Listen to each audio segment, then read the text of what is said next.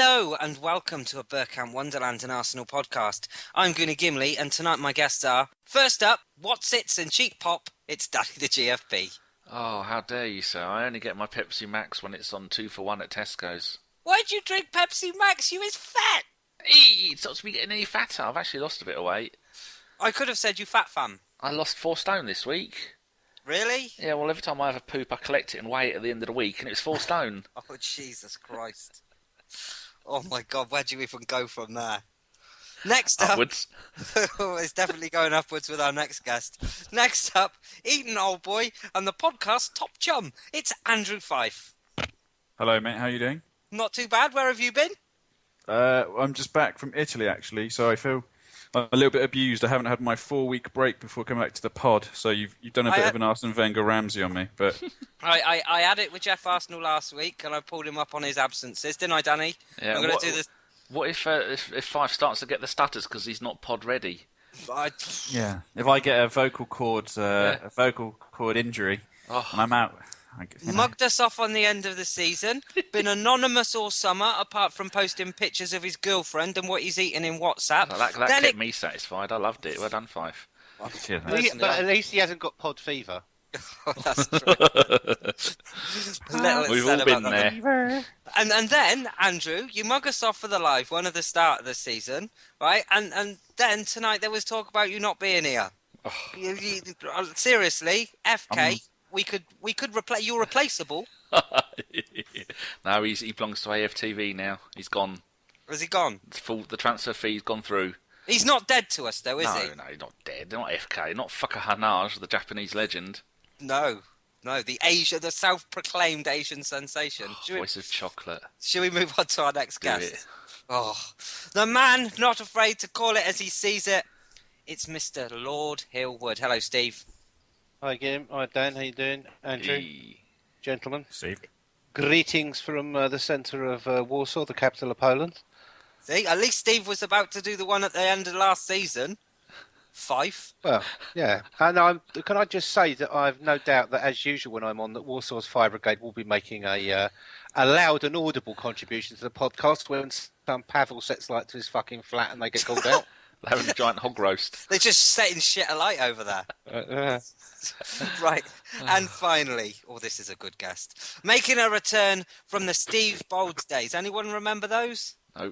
No. It's none other than Mr. David O'Leary. You were media man at the BSM, media spokesman at the BSM, weren't you? Good evening, guys. Yes, I was. If Andrew was the Aaron Ramsey candidate, then I must be the Diaby candidate. 1 appearance in 3 years. Yeah, that's terrible. That's shocking.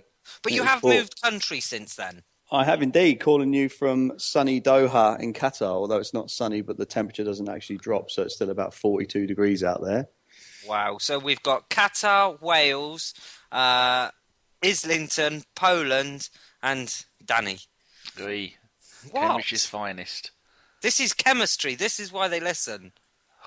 I tell you what, this podcast brings people together. Who'd have thought a few years ago that some wee little chappie in Australia and some bearded legend in Canada land would end up celebrating the Australian's birthday together and even bought him a cake saying happy birthday, Dom.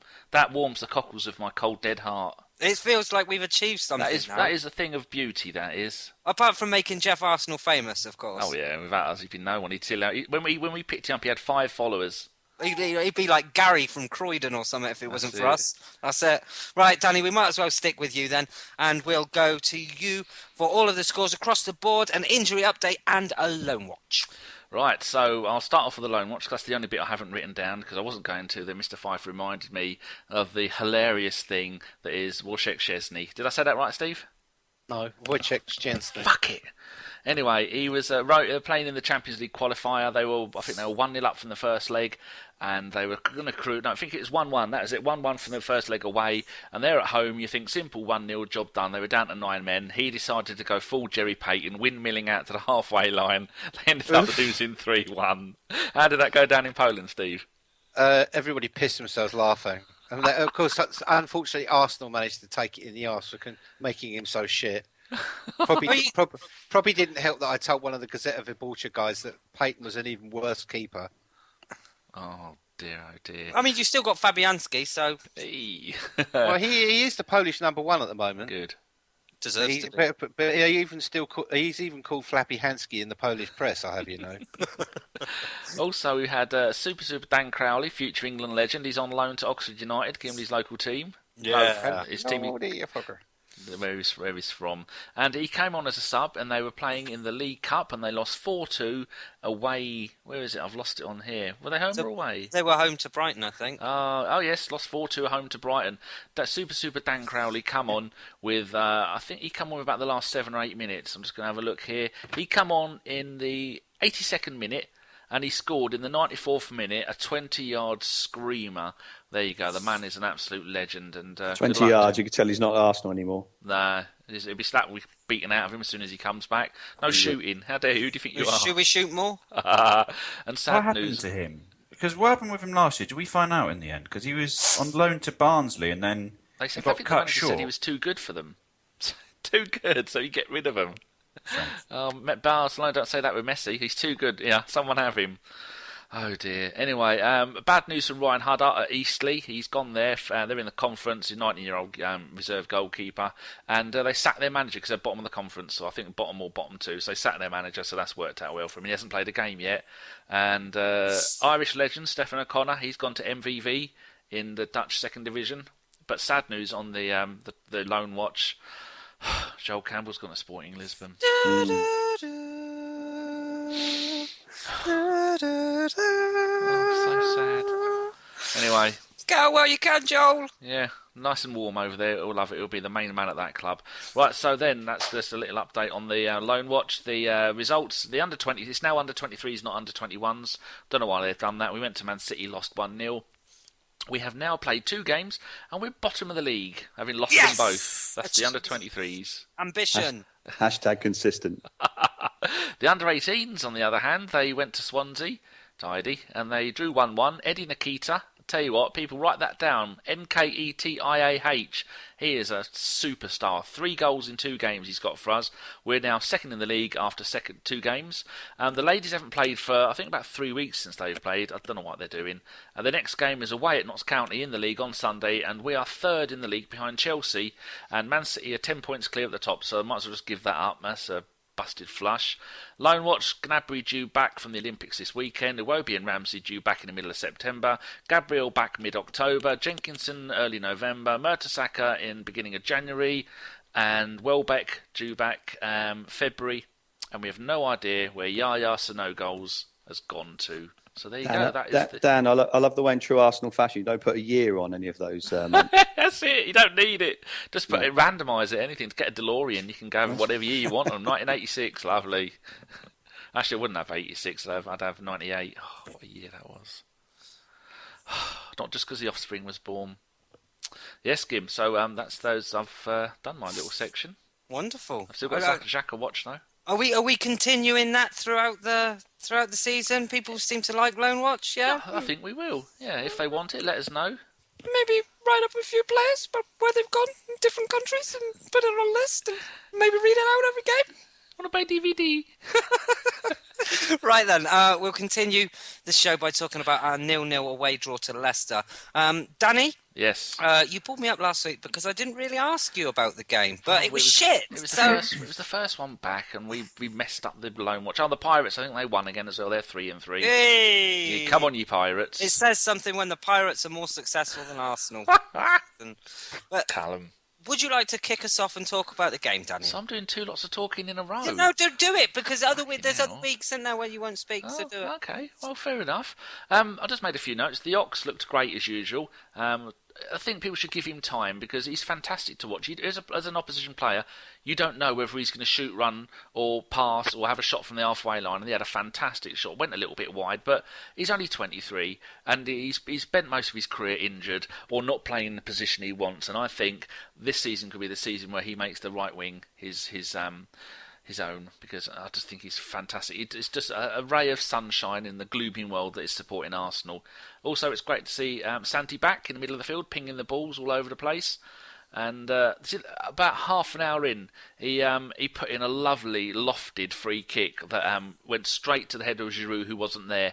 And the only player who was there was Cos, who tripped over and fell towards the ball, and that just shows the kind of stuff we can do with Santi playing. If Giroud would have been there, bang, would have had that 1-0, lovely job. I don't know what I was going to say then. Lovely job, Lee. The first pen, I had to look at this 3 or 4 times. If during the game, it was a miracle the referee didn't say it was a penalty, because it was a penalty. But then you see the replay and it wasn't a penalty, because when Cos slid in and he got the ball, because you can tell when the ball changes direction, it was going across the goal, and then Cos slid in, got it, and the ball went out for a goal kick, and Drinkwater pretended like he'd been murdered, so it wasn't. A bit of thing that did worry me was in the second half. We had the ball, Cos headed it down to Xhaka. Xhaka went, the ball's got lurgy, and gave it back to Cos straight away, and then that put Vardy through on goal, and he should have scored, and it's a miracle that we weren't 1-0 down at that bit. But the really thing that cheered me up, did you notice the moment that Ozil and Giroud came on? It's like a different team. We looked confident, and everybody suddenly knew what they were going to do. So I think that should give all Arsenal fans a little bit of hope for the season. If Ozil stays fit and Giroud doesn't get played 90 minutes every single game for the whole of this season, then they should be pretty good. But then, moving on to nearly the end of my summary, the second penalty was definitely a penalty. That Musa, he come running down the left-hand side, and as soon as he come on, you realise that Musa, he was quick and he was tricky. And to get the better of someone like Bellerin, I don't know whether he's going to be like a one-game wonder or one-season wonder, but Man City will be probably putting in a £50 million for that Musa bloke already. He looks really good, but yeah, he definitely pulled him down, definitely a penalty, and they didn't get it. But when you look at it, it's a clean sheet away to the champions, not a bad result. Some of our players just coming back. So there you go. I think it wasn't too bad. It's just a shame that we've had 2 not brilliant results in a row. If this would have been mid-season, we'd have gone, never mind, away draw at the champions, that's fine. Exactly, which leads me on to my next question. Now, Andrew, a lot of people will say that a point away to last season's champions is a good result, whereas we've spoken with Steve tonight, and he's been the other side of the coin, where we put 5 past them last year. For you, is it a good result or is it a poor result? I think, listen, both teams have gone into the game and they've both lost their opening games of the season. Both teams, there's a lot of expectation on Leicester going into the game. It's their first home game back after being crowned champions. There's going to be a lot of question marks, them having lost Kante, whether they're going to be able to keep that intensity up. And then obviously Arsenal have gone in there and there's been, so much media speculation at the minute. Every single headline is dominated by Arsene Wenger. And so, there's both teams are vying to go for that, for the 3 points. I think, ultimately, neither team looked fantastic on the day. Going into the game, both teams need to take the 3 points. I mean, coming out of it, we were probably slightly the better team. Leicester had, some good chances as well, and as Danny alluded to, probably they were unlucky with some refereeing decisions. I think 1-1 in hindsight is not a bad decision, albeit within the short-term context, being 1 point out of 6 is a very poor start for Arsenal, and it is slightly alarming. It means this weekend, we really need to get into gear again. No, I'm not too worried about dropping 2 points to Leicester this early in the season. They're still going to be fired up. They might start dropping points as the season goes on and they don't have Kante. But, for now, I'll take that. I'm sure Steve's probably huffing and puffing there, wanting to get in, but... Yeah, Steve, we'll come to you next. We find ourselves 2 games in and we're 5 points off the top of the table. Is it too early, really, to be worrying about that kind of thing? Or can you see, 5 points is 5 points? It's still... points we've got to make up.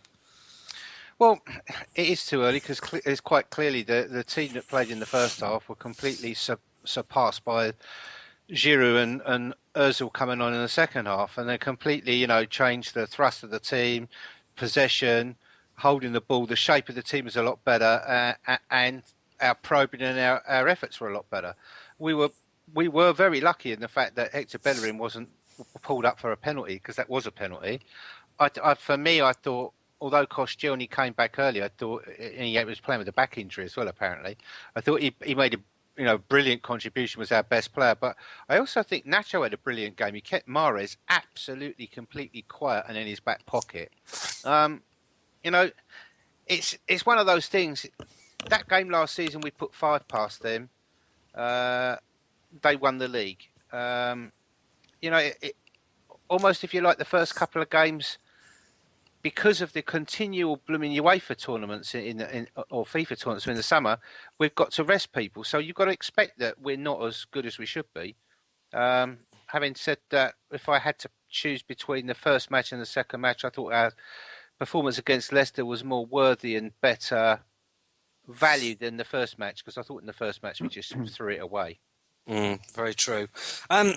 David, we'll come to you next, and just to chuck some stats your way, we had 61% of the possession, 13 shots on goal with only 4 on target. It's been 3 years since you've been on this podcast, and it seems to me like we're still talking about the same stuff. So I'll ask you this question, which is a question that we would have asked you back in the day. Are Arsenal just not clinical enough? I think the guys who've gone before me are exactly right. I think Danny's spot on. I think the second one was definitely a penalty. I think we could probably still be playing today and we still wouldn't have scored. I think we had plenty of possession. Once Coughlin got booked early on in the 25th minute, I think he was walking a bit of a tightrope. It almost felt like a game that neither team wanted to lose, which I guess at this stage of the season would be very true. As for banging 5 past them last year, again, spot on. And this year we couldn't even get one. But I don't know. I think a point away at the Champions is good. At the time, when we played Leicester last season, they were playing some good football. We absolutely hammered them 5-2 or 5-3. It was 5-2, I think. But, ultimately, Leicester lost 3 games last season. We beat them twice. And, technically it's a step backwards. However, you are playing away at the Champions. So I suppose a point is a fair result. But you bang on in terms of not being clinical enough. Go back to what I said a minute ago. You could still be playing now. We wouldn't have scored. And I think that's a fact everyone will probably agree with. Very true. Danny, we'll come to you next, and I want to get a Xhaka watch off you, which I know you've done, but just something that Steve's alluded to in the chat window about the decision to leave Coquelin on when booked, yet removing Granit Xhaka. Now, I looked on Twitter at the time, and it seemed that decision seemed to just set it alight. So let's just have your thoughts on that. Utterly stupid? Oh, he does it all the time. It's like the amount of times that we need a goal and then he'd bring on a defensive midfielder. But you look at the players that are on the bench that we didn't use. El Neni. Now, El Neni has got an eye for goal, hasn't he? What he should have done is left Xhaka on and took Coquelin off and then played El Neni. Or just played Wilshere further up, because as soon as Ozil come on, Ozil was playing in the Ozil hole, as he would do, and you could have had Wilshere playing in that hole, or you could have tried to maybe put Walcott up front and play 2 people up front. It's like he didn't really go. I mean, second half we were better, apart from nearly giving away a penalty that should have been. But you saw the difference that it made for Leicester when they brought on Ulloa and Musa. They made such a difference to the attacking feel of the game, and that they did really well. But why would you leave a player on who can't? His job is to tackle and get stuck in, and you can't do that if you're on a yellow card, because you're one badly timed tackle, be it on purpose or not, away from being sent off. That's just, I mean, maybe the only reason he would say is because Xhaka's new to the club, settling in. He'd had that little thing with Kos where there was a mix up, but then we'll take them both off. Because you could bring on Wilshere and El Neni. But what he did was just silly things like that. It's just they're happening more and more often. I've got no idea why he does it. And we'll come back to you for that Xhaka watch. But Andrew? Yeah, I mean, with Xhaka, I certainly agree that I think there is a suggestion there that it was a bit of a strange decision from Wenger to bring off Xhaka rather than Coquelin, when Coquelin probably should have been sent off. The only thing I would say is, as the team transition, we've all alluded to it earlier. Danny, obviously you said in the first half we were completely off the ball. In the final third, Alexis was all over the place. Walcott and Cazorla were moving into each other's runs. There was no actual height there. So, there were several times we lacked that, that option to put a ball into the, to put across into the area. And also there was no pressing as well. No one was defending from a high... no one was defending up high up the field. And so because of that, we had to sit very deep as a midfield, which is why we had Xhaka and Coquelin next to each other. So when we did move that, that front 3 around, and we brought on Giroud and we brought on Ozil, and gave us so much more width and so much more natural shape, it meant that actually we could afford to drop one of the holding midfielders. And we know that El Nene is good at roaming forward. When you've got a big number 9 who's willing to defend from the front, and he's willing to press so high up the field, you can bring the rest of your midfield, a good 5-10 metres up. And so by doing so, I think maybe we left Coquelin on there. He's a little bit more experienced than Xhaka in the Premiership. He's more likely to make that clinical challenge. We know Xhaka's made a couple of sloppy mistakes, and that's natural because he's new to the game. But I think by bringing in El Neni, it also allowed us to roam that that few feet forward, and also by having Giroud the team was a lot more solid. So I think it was a good tactical switch by Wenger, albeit, it was a bit of walking a tightrope because of Coquelin's bookings.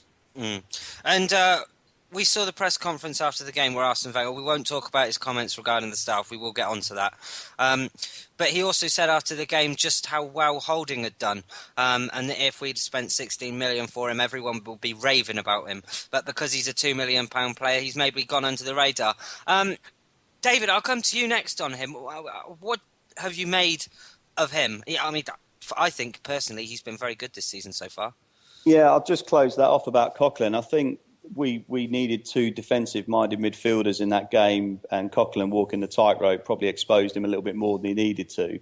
I think he had a very good game considering he could have just gone to pieces. Koscielny was fantastic, as he has been last season as well. But just on that, with the Holding transfer fee, I'm not Wenger's biggest fan, but I think he's exactly right. I think if you look at it, imagine the Pogba situation for us, slightly turn it on its head. If we let a player go 2 years ago on a free and just sign him for £100 million, I think the media would be an absolute meltdown about what Arsenal had done. Just because Rob Holding was a cheap buy doesn't necessarily make him a bad player. And I think he held his own against against the best team in the Premiership, because that was the best team in the Premiership last season in their own backyard. What more can the boy do? He kept a clean sheet. You can't do more than that, can you? No, definitely not. And Steve, Ornstein's come out tonight and said that we're very close on Mustafi.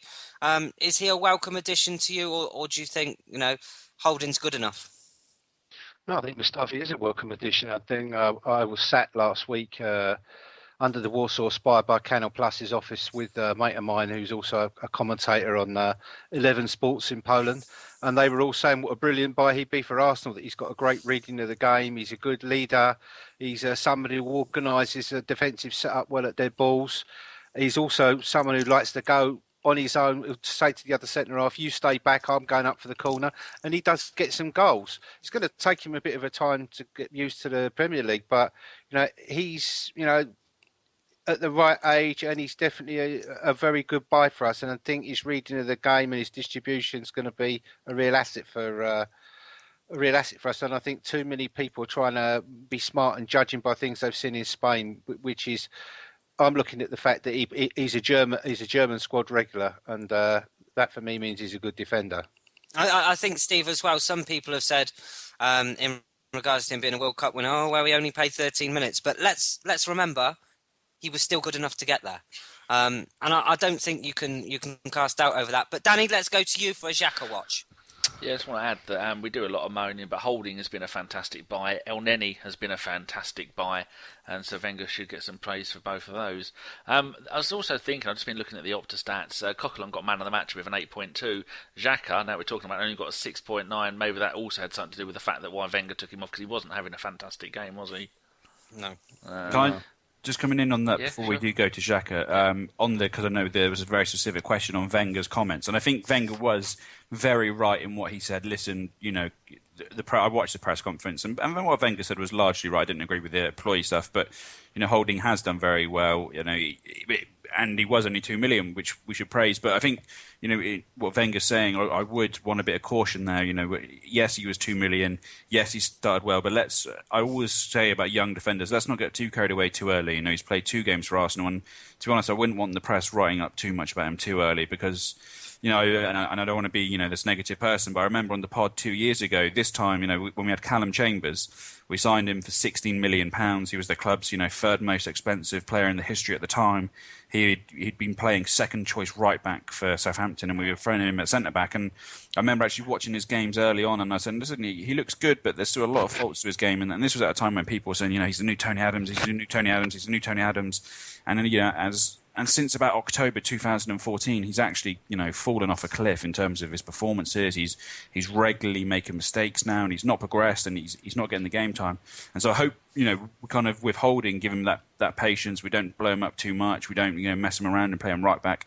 It would be nice to see him get, some steady game time, some steady progression. And, alternatively now with Chambers, with this Mustafi deal, I'd actually quite like to see Chambers go on loan to someone, like a Watford, a Bournemouth, a Palace, someone now where I hope he'll get some regular game time. Because, I don't dislike Chambers, but I do think, he's desperately going to need some game time now, because he's looking like he's now probably going to be our 6th choice centre back, and it's just not good for someone 21, 22 now, the lad, and he really needs to be out there and getting game time. You got to wonder about how his mental state is. I completely forgot. He played 3 games for England in 2014. I was at one of them against San Marino. He had a good game.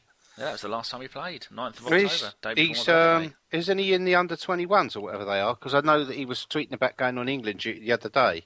And I don't think it would do him any harm to go to, as Andrew said, to go on loan to a team which are more defensive-minded, like West Brom or somewhere like that, where he's going to get really schooled in positioning, reading the game. Because I like quite a lot what Chambers does, but what I don't like is, and you saw it a couple of times versus Leicester, Coquelin got pulled out of position and got passed around, and instead of holding his ground, was it against Liverpool? No, it was a Liverpool thing. Instead of holding his ground, he's gone running up the pitch after the ball, which is never a pleasant sight to see. Do you think, Steve, with Chambers, it's another kind of Jenkinson moment, #Bants, where he's got to go to someone like West Ham and play consistently for you to see the best out of him? Because in all fairness, before Jenkinson got injured, he was doing really, really well at West Ham. I'm going to be fucking harsh here. I don't think Jenkinson's good enough to be an Arsenal player, and I don't think how much his heart and soul in it is as a fan, like we all are. I don't think he's the required standard to make the grade. He's never going to be no Lee Dixon or Nigel Winterburn, that's for certain. He got sent off making stupid errors quite frequently at West Ham. I think Chambers has got more talent than him.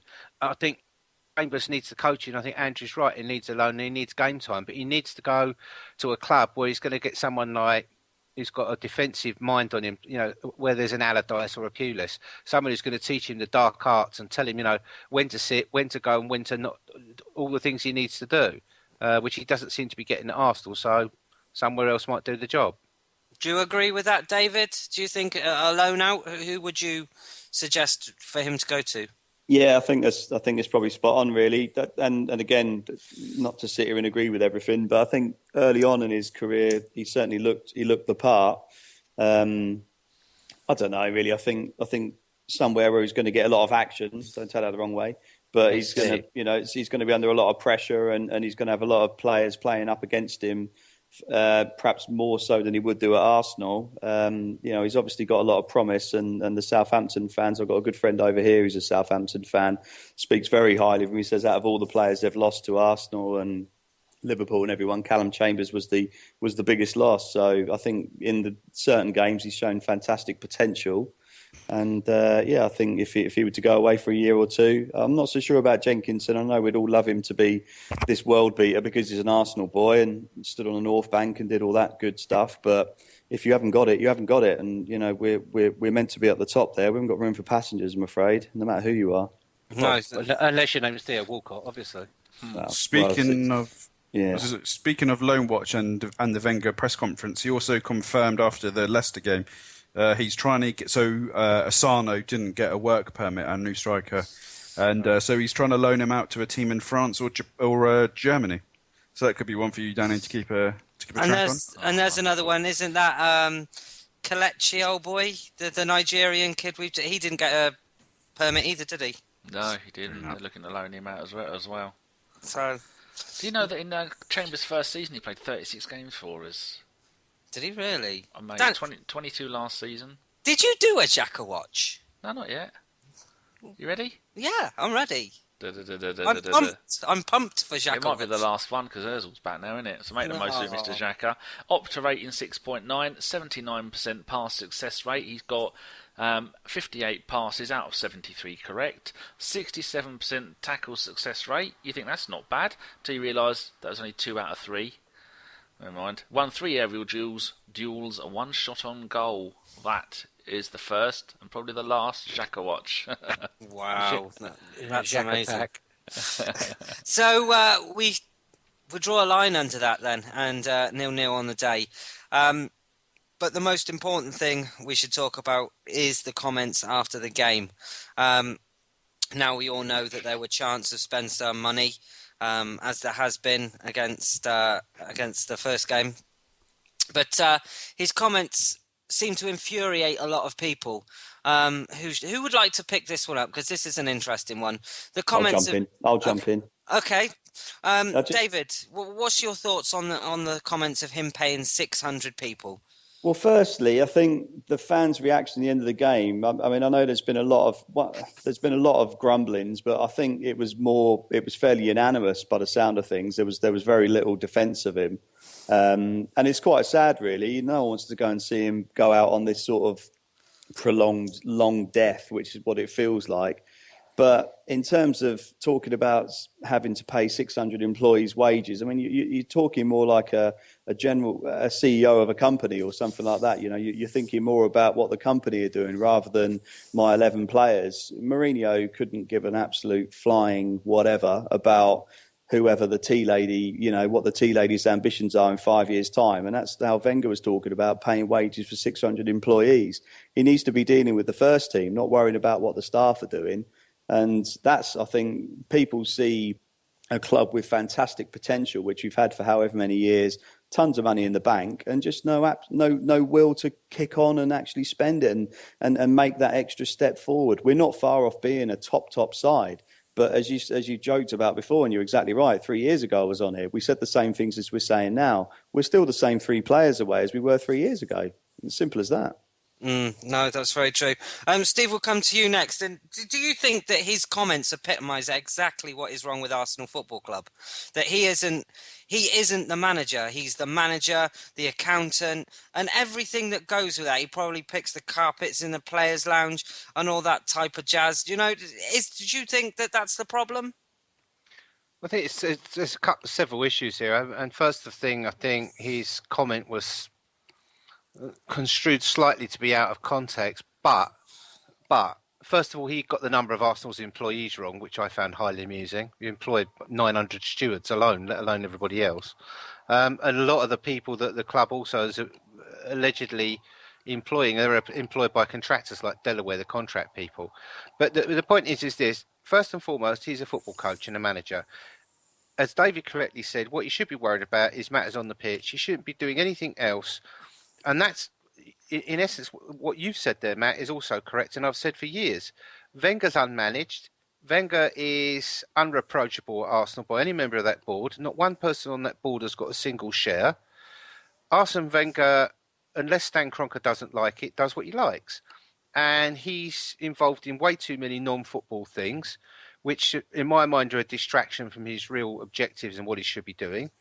I think at the end of the day, to make such a superfluous comment, almost like a throwaway line, as if to say, make an excuse for non-activity in the transfer market or not spending, is quite mellifluous, really, because at the end of the day, Arsenal's turnover is £375 million.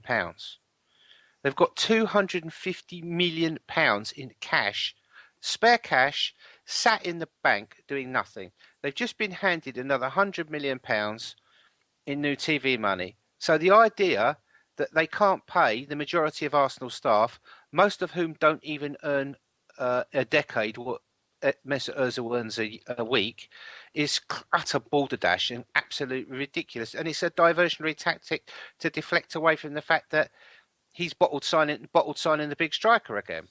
And for me, I think my biggest issue with Arsene over the last 10 years has not been his failure to compete and to do deals in the transfer market properly, has not been his inability to actually step back from his role and understand that one person doing wages, contracts, signings is a conflict of interest, especially when that person's so close to the players. It's a fact that he treats the fans with contempt. He treats the board with contempt. I mean, I've heard insiders say things like, he's turned around to people and said, I've managed 1,000 matches. How many have you managed? To board members. So if he talks to the Carr brothers and Hill Wood like that, you can guess what he thinks about fans. That's very true. Andrew, I can imagine you've got a lot to say on this one. I found his comments quite astounding. Did you? Yeah, listen, it's a very strange thing for a football manager to say. One thing I'd say about Steve's comment as a rebuttal there, Steve, you're chatting bollocks. It's not 900 employees, it's 899. What? 899, one quit this week. Why? The guy in the club shop, he did it with using Comic Sans. Who resigns using Comic Sans? Oh! No, I'm joking. Yes, the spoof accounts, yeah. Yeah. The one that made them notorious in the paper. Although, I mean, on that though, Arsenal do actually put in their annual statement each year that they have 605 employees. So I'm not sure where the discrepancy is. Maybe it's something to do with the Delaware contract. But with regards to what Steve's saying, he is right.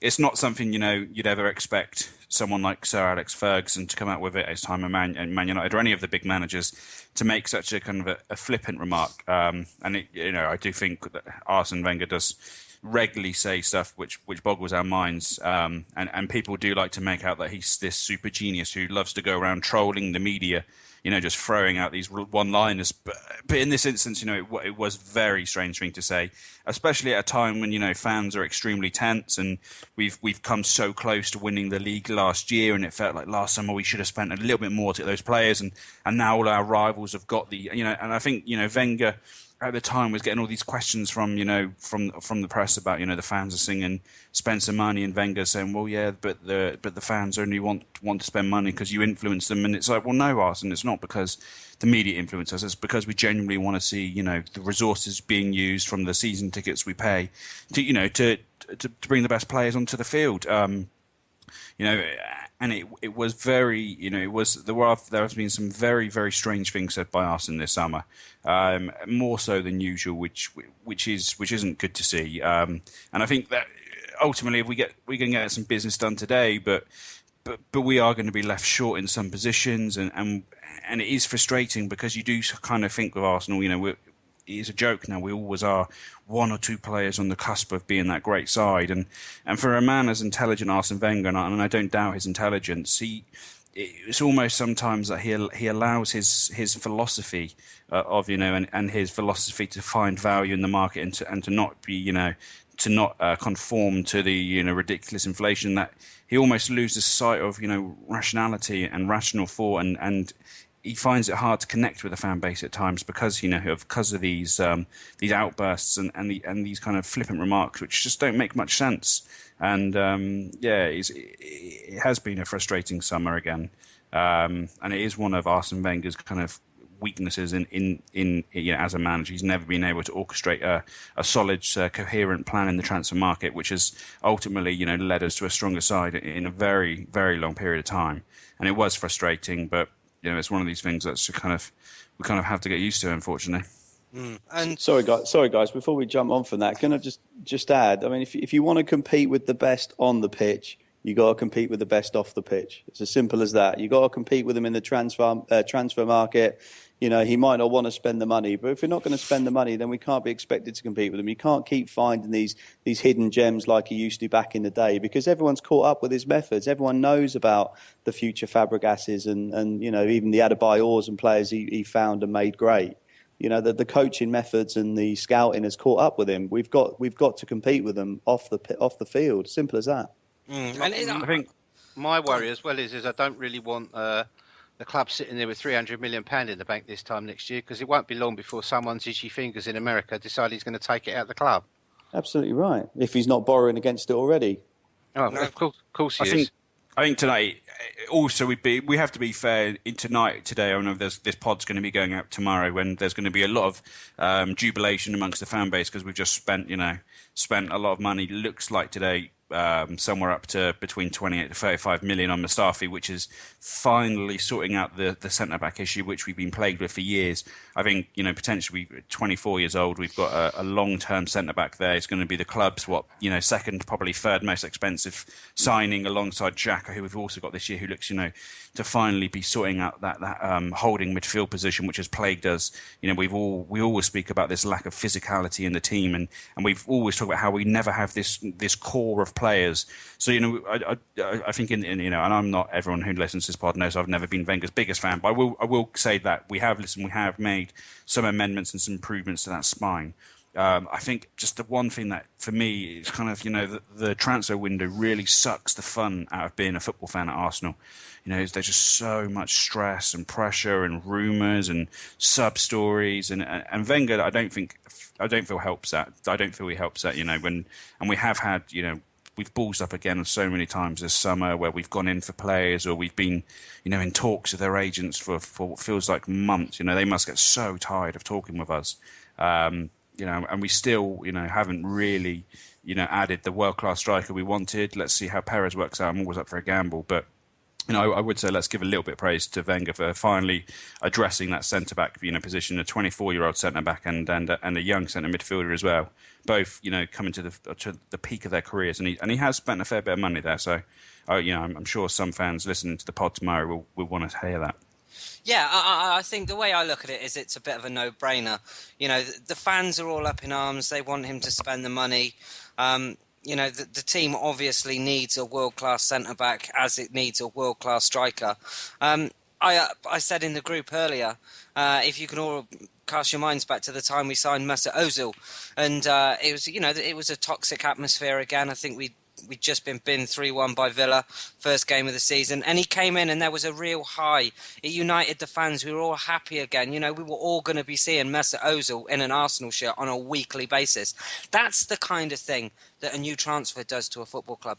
I think that's the way that I look at it. It's not only something that makes our team better, it also brings the fan together. And hey-ho, at this very moment in time, I think there's nothing better than a new signing to bring our fan base together. So let's get behind the new names. Some people won't know about Mustafi. Some people will. Some people will think he's shit. Some people won't. But at the end of the day, he's going to be an Arsenal player. We've paid a lot of money for him, so let's get behind him. The same with the striker, as Andrew's alluded to. We all know it's a gamble. It's not Lacazette. God knows why they didn't go for him. It's not Higuain. It's not Griezmann. But hey-ho, it's what we've asked for. And I've heard that he can also play out on the right-hand side as well. So, who's to say that we won't get another striker? We have spoken about it before, and if you look at what Jeff's tweeted earlier, there is the possibility. So, hey-ho, it's a bit of positivity, of which we will move on, and we'll go to talk about the Champions League groups. Now, this was drawn earlier. We record this podcast in the evening. It's 8:55 now, so the draw's been made, and we can confirm that we have been drawn in a group with PSG, Bâle and Ludogorets. So, first and foremost, David, we'll go to you. What's your thoughts on the group? Happy with it? We finished second. Yeah, I'd agree with that. I certainly don't think we're going to win it. No. Looking at it on paper, PSG are probably beatable home and away. The chances are we probably won't. We might grab a draw and lose the away leg, but we should beat Ludogorets and Basel or Bâle, however you want to pronounce it. And I would expect us probably to finish second. And that's generally, that again, talk to me 3 years ago, we were finishing second, then we'll probably finish second there as well. We said this last year and we struggled. Steve, what do you make of the group? I think it's a good group. I think it's for those fans that go to European away games, there's some teams in there they certainly won't have been to before. Paris we haven't been to since the final that we don't talk about. And obviously Bulgaria's a new one. I think we can come second or we can win the group. It just depends really on how things go. As for the other English teams groups, interesting. Leicester getting quite an easy draw actually. How they'll cope with the extra games though is another question. Playing twice a week, and then you've got Middlesex hot Wanderers who'll be going out to Russia for a good kicking. My only regret was they didn't come to Warsaw to get the real battering they would have got out here. That's very true. You can't have it all. No, you can't have your penny in your bun. Fife, what did you make of the draw? Are you happy with it? Yeah, brilliant draw. I think it's a brilliant draw actually. Listen, Paris at PSG obviously a very good side. It looks like they're going to be losing Matuidi to Juventus. Which will always be good. I think they've already brought in that Kajoviak, the guy from Sevilla who we were linked to a couple of years ago, who I know Chris rates very highly. And obviously they've lost the big man Zlatan up front. So, they've got David Luiz and Silva and Verratti and some great players and Di Maria, but they're certainly doable. It's not like it's a Bayern or a Barca in the group stage again. And also, listen, I hope we come first. But last year we managed to fuck up on against Zagreb and Olympiacos again, and came second. But even if we do come second this year, the way in which the new structure, even if we came first, if you look at the structure of the new league, some of the groups, not all, but some of them are very competitive. If you look at some of the groups of death that you've got there now with, Bayern and Atletico, it doesn't matter if you come first in your group, you can still end up, getting a very, very difficult 16th round game. So, I'm very intrigued by Ludogorets. I know they did one over on our old friends Liverpool last year, and I think we were saying before the pod they were actually a firm favourite of the Arsenal fans in the Tolly a couple of years. But I remember when they got into the Champions League last year in qualifications, their goalkeeper got sent off, so they had to play their centre back there in a penalty shootout, and he actually used to play for the team. So the team they played against, he used to be the captain of their rivals, so it went down very well. And then Basel will be an interesting one for Xhaka and for El Nene. Pretty good group. I think, obviously, I hope, touch wood, we should qualify and hopefully in first. Definitely so. Danny, I know you'll have some wise words on this. Yeah, talking about before the pod, I did tweet this. Ludogorets, very interesting team. They were a few years ago, they were in the third tier of the Bulgarian league, got promoted. Next season, they won the second tier. And then the next season, they did the triple. And then the next the 5 seasons in the top league, they won the title all 5 years in a row. The only 5 years they've been in it. It kind of reminds me of Lyon back in their days in France when the only 7 titles they won, I think it was 7, Chris is now nodding or grinning, is they won all 7 in a row. Haven't won any before, haven't won any since. So, and someone else mentioned in the WhatsApp group, it'd be nice to actually go to Arsenal away game where we can get there and back on the train. So I don't know who said that, but that's pretty good. There's one of two things is going to happen. Chris is going to end up chucking himself off of the lighthouse that he lives in because Cavani is going to play against Arsenal and he's going to have the greatest games of his life and score 5 goals in each game. Or Cavani is going to prove Chris right. He's going to miss every single sitter from 5 yards out for 180 minutes. But either way, Chris will be really interested in that because he hates Cavani and he said that if we sign Cavani, he's going to kill himself. I think we should all have a whip round. That's harsh. But fun is funny. Just as a transfer update, gents, two friends of this parish, Akib and Jimmy Slate, have confirmed that it's now breaking on Sky Sports News, the 2 transfers. So it looks like it could be done before the weekend. 4:06 Sky Sports News. And what's your thoughts on the groups, Mr. Gimli? I'm quite happy with it, to be honest with you. At the end, are you going to any of them? The away ones? Are you allowed out of Wales anymore, or you've been hoodwinked? I'll be up for Ludogorets, yeah, definitely. Whoa. But no, was I the only person here that when it was a choice between Bâle and Mönchengladbach, that I'm glad it wasn't Mönchengladbach? I think, as third pot goes, they're a particularly difficult team to go to. I personally wouldn't want them myself. But no, I'm perfectly happy with the group. I think there's some good ties in there. Arsenal, PSG, that's a melt-in-the-mouth moment. Can't wait to play them again. I think that'll be a cracking game. And just to echo what everyone said, really, really happy just to avoid Barcelona, Real Madrid. And Bayern really in the group stages, I think it's been good. But David, do you with the Champions League? Do you have Andy Gray commentating over there and Richard Keys? Yeah, we do. Yeah, on beIN Sports. Yeah, brilliant. Yeah, proper old school. But yeah, it is proper old school. But without any, they've got no bias or no sort of script like they would at Sky. So they basically call it as is. If a game is terrible, the halftime show is fantastic. They just sit there rolling around laughing and saying how bad it is. It's actually quite refreshing, really. And David, can you confirm that they commentate on the ladies' games too? I can neither confirm nor deny that. Really. Oh, that's disappointing. However, I can confirm Richard Keys has got very suspect taste in neon polo shirts that we always see him wearing. So, frightening that. He's stuck on his mouth. Gimli, little update here to make everybody smile about the mighty West Ham in their fantastic shitty stadium. They are losing 1-0 at home to Astra Gimli. I think Astra are the one to make the satellite dishes. No, they make cars. Oh, excellent. Yeah, they're 2-1 down on aggregate. That's the London Stadium. That's probably the wankiest name, isn't it? The London Stadium. They should have called it the Olympic Stadium. But have you seen the pictures of like the wheels on the temporary stands are all crushed underneath the stadium, underneath them? They're buckled over because there are too many people on the way. They haven't worked the weight out right, and you see all these lovely angles of the stadium looking great until you actually realise they're two temporary stands, and then behind them it's all empty seats. We could some carry of the seats on. don't even have seats there; it's just concrete. We could carry on with this conversation, but I would say something that would probably make everyone not tune in next week.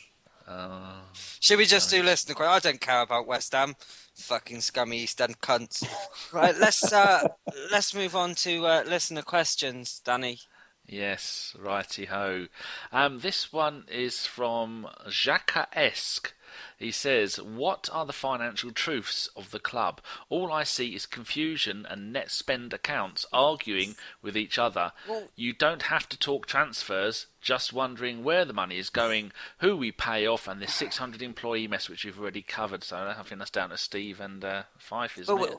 But before they answer, I will just say, we are doing it again. We're talking about money. It's a football podcast. Why are we talking about money for? It's depressing. It cost us bloody money. If it's free, we wouldn't have to. As you were. Steve or Fife, do you want to take any of that we haven't already covered? I think we have already covered it. I think the one thing everybody needs to really get is that even the Guardian this week got a blogger from a thing called Set Pieces to write about how transfer deals are done and how nearly, well over 95% of all deals are paid for in instalments.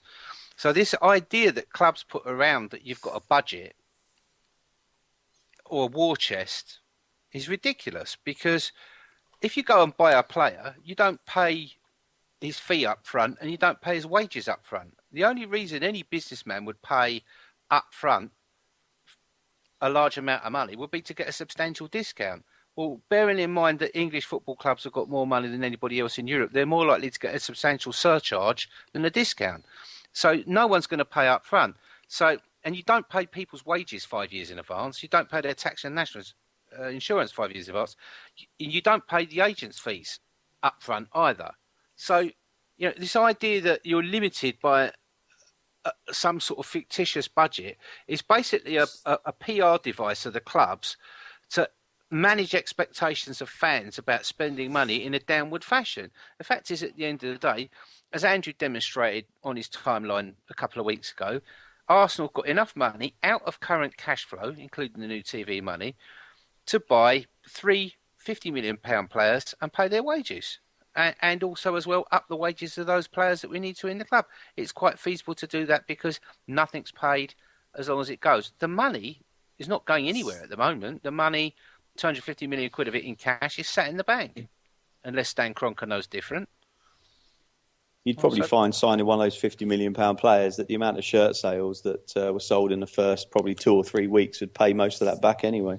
But it wouldn't, because the clubs don't get any of that money. This is another, actually, a fable that this article put to death, because, if you're Adidas and you're paying Manchester United £750 million over the life of their shirt deal, you're looking to take out of that deal £1.5 billion worth of sales profit. You're not going to be handing any of that money to Manchester United, and if you are, it will be such a token small amount. Even if you sold half an extra shirt, even if they got for a shirt, that's still only £1.5 million, Dave. Yeah, no, that's fair enough. You're right. It's a misconception, then, isn't it? I guess, but yeah, people don't think of the fact that, for example, a shirt that costs you 65 quid actually might cost a tenner to make. And then there's £5 distribution, tax, this, that, and the other. So the profit is a lot less than what people think it is. Yeah, that's a fair point, mate. That's a fair point. I mean, success breeds natural investment, though, doesn't it? As well, if you sign the players and the player bangs you 25 goals in and you win the league, you got obviously more interest and more sponsorship, and the thing does grow legs.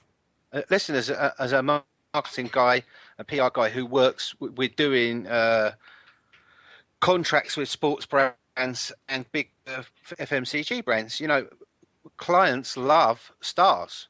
If Arsenal sign more Ozils and more Alexis type players, they would be getting way more commercial revenue. They'd also get more commercial revenue if they actually bothered to put a team together and incentivized it to go out there and find the partners and the cash. Because let me tell you this, and this is another thing I've never understood about Arsenal. Arsenal is the premium brand in London. It's in the right area. It's got a very diverse audience. It's got a worldwide fan base any marketer would love to target. It hasn't got horrendous, chavvy, racist, Nazi record like the scumbags from West London.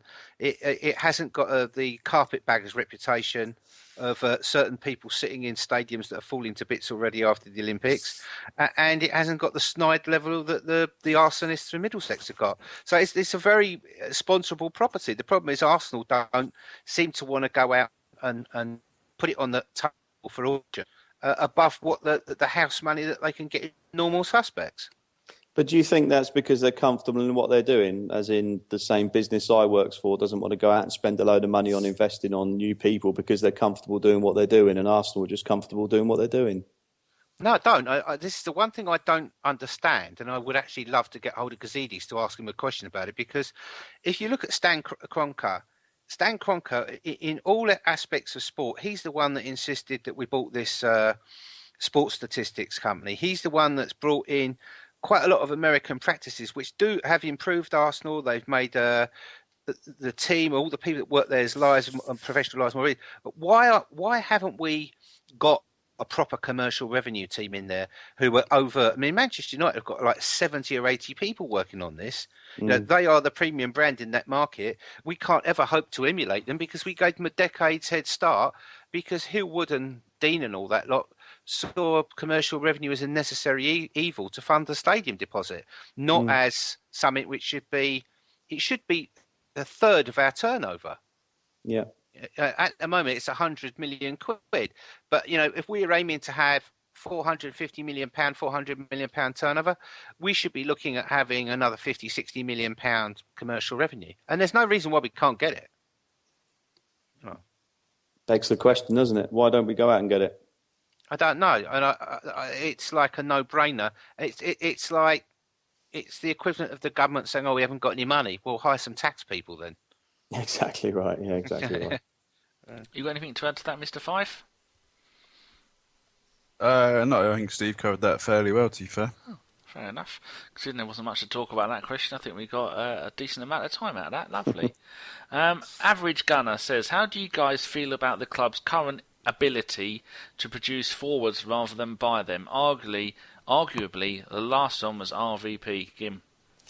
The ability to bring on forwards, and opposed to buying them. To produce them, I suppose, to get them and then make them better, or just bring them all the way through.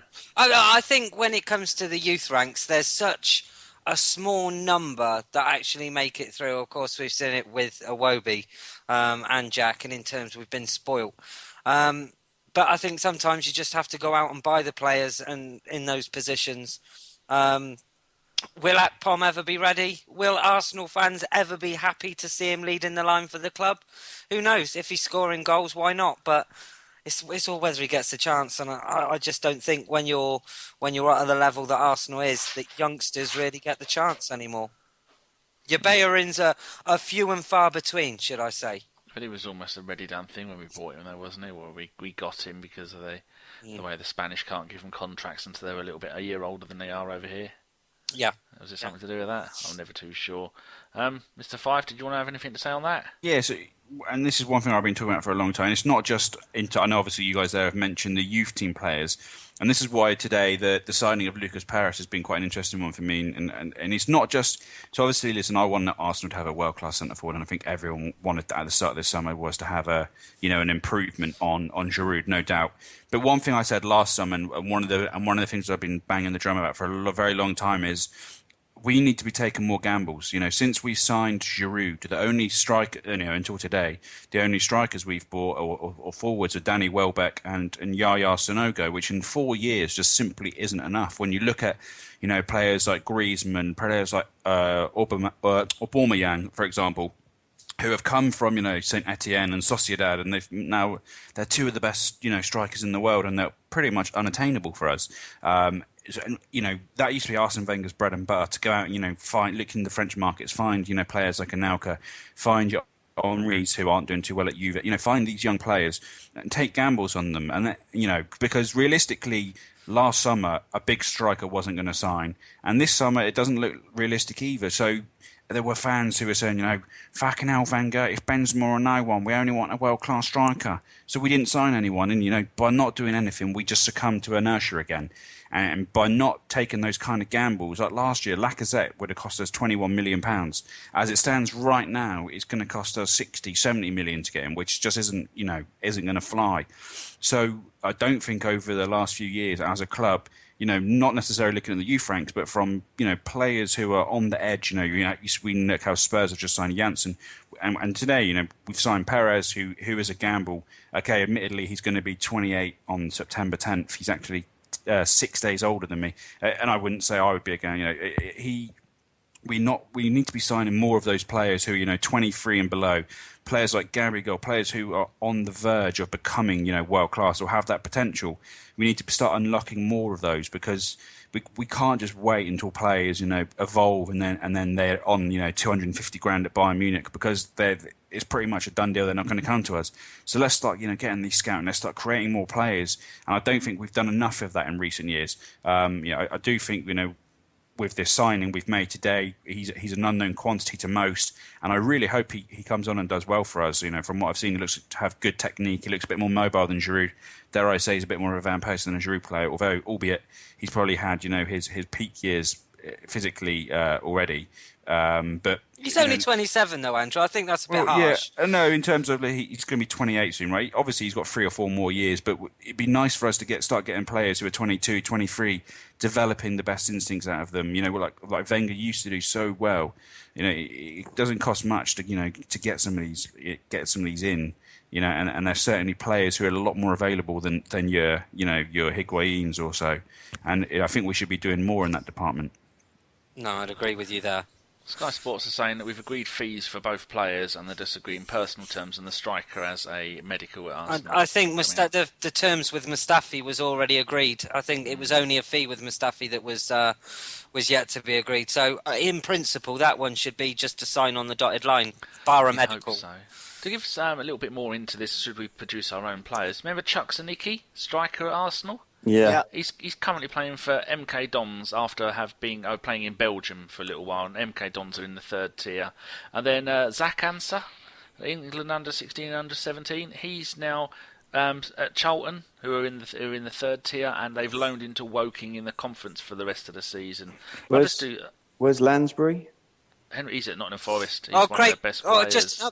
Just an update on Craig Eastman's career. He is in Nando's. I can confirm he's in Nando's. We had another young striker. But so Lansbury will be playing against us when we play him in the League Cup. Yeah. Oh, we got Forest in the League Cup. Yeah, we have. There's how much notice I'll take of stuff. Who was the Frenchman? We had Joel Sunu. Yeah, I don't think I've got up to the S's yet. But this is on the Highbury, and I'm doing another thing called Whatever Happened to the Arsenal Youth Players. Arturo Lupoli was one of my favourites. He's playing in the Italian lad, second division now. So I've gone back to 2012-13, and every player who's played for the Arsenal under-18, 21 Youth Cup or any of those stuff, I've tracked their entire careers. Jordan Brown, another one, he's now playing in Germany, the second division with Hanover. Just going to go through a couple more of these. Well, what's this website you're getting this from, Danny? Just a plug. Thehighbury.co.uk. Check it out, and, people. Whatever happened to the Arsenal players. Remember Austin Lipman? He was quite a decent young player. He is now gone all the way down through the leagues. He was playing in Tier 11. He's now playing in the London League for Fish Athletic. Fish Athletic? I think it's Fish Athletic. Fisher Athletic. No, it's not Fisher. Oh, no. Who was the sweaty that played for us? That came down and was supposed to be very Paul good. Dickoff. No, way Donaldson? after that. No, after that, and he's back up there again now. There was also Luke Freeman as well, we got from Gillingham. Are you talking about Benicophobe? No, I'm talking about someone he's who's not Scottish player. You don't mean Stokes, Anthony Stokes, do you? Yes, Anthony Stokes. Oh, he's Irish. Well done. Sorry. He was. We loaned him. I managed to offend both of them there. We loaned him to Falkirk, and he scored almost a goal a game. And then we loaned him to Hibs, and then Hibs bought him. And then they sold him to Celtic, and then Celtic loaned him back to Hibs last season. He scored the winner in the FA Cup final, and he's currently with Blackburn at the bottom of the Championship. He's doing well then. Yeah, he's doing pretty good. What about Jeremy Aliadier? He went. He's he out here ended with up me. playing for Lorient. He went to Lorient, didn't he? And then he went over to play in the Middle East. He's out here. Yeah, he's just changed clubs out there for the new season. Oh, we go, Austin Lipman. There you go. He's now at a team called. Is he related to Maureen Lipman, who used to do the BT adverts, you reckon? Oh, no, he's at London Lions in the Hearts County League Premier Division, and they're Tier 11. Wow, they last sound season, like a force. Last season, he got 19 goals in 30 games. But Kieran, who takes the photos, told me that he's only doing this part-time and that he's buying land for someone. But he didn't go into too much detail. He's a land buyer. Oh, Stefan Mavidi, he's still with us. He's got some decent. Last season, 12 in 22 games. Season before that, 15 in 30. He looks impressive, actually, to be fair. Yeah. But is it me, or does it seem like our youngsters hang around for years? I mean, our youngsters also seem to leave a horrendous stain through the lower tiers of British football. Generally, where they go there and throw tantrums because they're not at the Arsenal anymore, and they're not used to the fact that at Bristol City you have to clean your own boots. I mean, but it is ridiculous. You've got people like Jet or JET, whatever his name was, Jay Simpson as well. Yeah, they were on driving 50 grand cars at 18, thick as fuck. Got loaned out to Ipswich, got lodged out of there for attitude problems, being the big Mr. and went to Bristol City, did not a bad job there, but never really made it. But they just, they're earning so much money, like it's almost like, why should they fucking bother? You've got Wenger and his parity issues there, though, haven't you? He likes parity within the squad. I don't think it's a Wenger problem, David. I think if you went to a youth team at United or. You've got some thick arsehole from Salford who's on 10 grand a week. He's like, be lucky if you earn that a year working down the local chippy. Yeah. So one of the things Wenger's actually been talking about lately is, I know this is something we should be doing for a long time, is scouting the lower leagues, because he was actually talking about, it worries him how much the youth team players at Arsenal are earning, because he feels he's got players who are 17, 18 who are now already millionaires, and they don't have that hunger. Whereas, the club are now having to look at the lower leagues a little bit more to find those players who still have that, that desire to want to make it at the club. Like Vardy. Yeah, effectively, yeah. That's what he's saying. So I think on that sense, it is a concern for him. Mm. I've just had a letter in from Craig Eastman's solicitors. They say that he was last season with Sutton United in the Conference South, 42 games, 3 goals, and then he got promoted, so he's in the Conference. And here's one for you that we all know, Thomas Eisfeld. Remember him? Yeah, Fulham. Wonderful young German international, went to Fulham, and he's now playing in the German second division with Bochum. So we signed him in a winter transfer window, and lo and behold, fuck all's changed because he was the only person we signed that window. But just to go on to the last comment, she's such a twat. She is, isn't she? But who would have figured out that Chuba Akpom is actually 31? And how about Emmanuel Frimpong? He's now playing in the Russian Premier League. He's just swapped clubs. He now plays for Arsenal Tula. There you go. I think we've milked that completely. I wonder if he's made stab vests with bench on it, or dench, or whatever it is he fucking spouts. A black man playing in Russia. Not the greatest thing. Well. Oh, couldn't see if I was unmuted. Go away, child. Right, Danny. Right. Let's do another question. Yes. Catalan Cockney spent quite a lot of time, and he cut and pasted a list of 18 players and wanted to know if we wanted any of them. Now, I know a few players, and I couldn't even name 4 or 5 of them. The only one I could remember is Van Dijk. So he wanted to know if we all rated any of these players, but I couldn't pronounce half of them. Van Dijk. Yeah, so I think you need to send that question to the football hipsters, and they will know every single player since the day they were conceived. Boo says, would you still be happy to see Wenger gone if that included Ozil and Sanchez not renewing their contracts and also not staying? David? It's a tough one. I think we might be on course for it very shortly. I think if it doesn't get decided fairly soon, it wouldn't at all surprise me if I read one morning that Ozil and or Sanchez weren't sure what the direction of the club was going, to quote RVP many moons ago. I think his time is up, but it just got to be done quick. It's just dragging on. That's the problem. I'll take it. I think it's a bit of a vicious circle, isn't it? Because if he stays, players can't be fucking G'd up for the season watching him go from the likes of Griezmann down to Lacazette, down to this kid we bought tonight. Again, let's not write anyone off. But, players like Sanchez and Ozil have ambition. And if that ambition isn't being met by Arsene Wenger, they'll just fuck off anyway. So, like I said, it's a vicious circle, isn't it? Anyone else want to answer that lot, or do they all agree with Gimli? I agree with Dave. It's a tough one, but it's also something that might happen, actually, if they don't get their finger out and fucking sort things out. Especially the amount of money other clubs have thrown around in wages. Someone could go 250 grand a week because Ozil could earn that somewhere else. Can I just explain that my pause then before answering was because I just saw that West Ham have had a bid of 35 million euros accepted for Zaza, who missed the penalty horrendously at the Euros. I just had to... Yes, I just had to control my sniggering. We were linked with him at the end of the last window, weren't we? I think it was the winter window. When we were linked with every cunt. Everyone pissed him around. Oh, not that cunt. West Ham. Oh, Good luck to him. Okay, the Waxster says, we need a centre-back and a striker. Well, he sent this in before the two things that we look like we're buying. He sent this in 3 years ago. He sent it in every week for the last 3 years. We need a centre-back and a striker, and obviously first move is to allow a centre-back and a striker to leave on loan. Even if we buy a better centre-back and striker, which seems to be what's happening, we haven't improved our squad depth, and we're potentially rushing Gabriel back. Anyone got any thoughts on that? Because it looks like Chambers is going to go out, and he doesn't have to go out, does he? They can loan people out in January. They can do a 1 month loan. Yeah, they can keep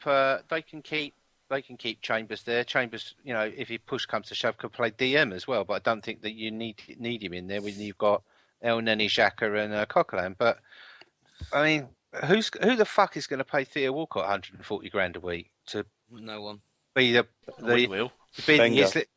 Well, yeah, I was just going to say, apart from the chairman of the Islington Magic Circle fucking N5 branch for fucking Houdini, but you've got to keep those players because we need the depth of squad. You've already got 2 players out injured, so I would say we have strengthened the squad.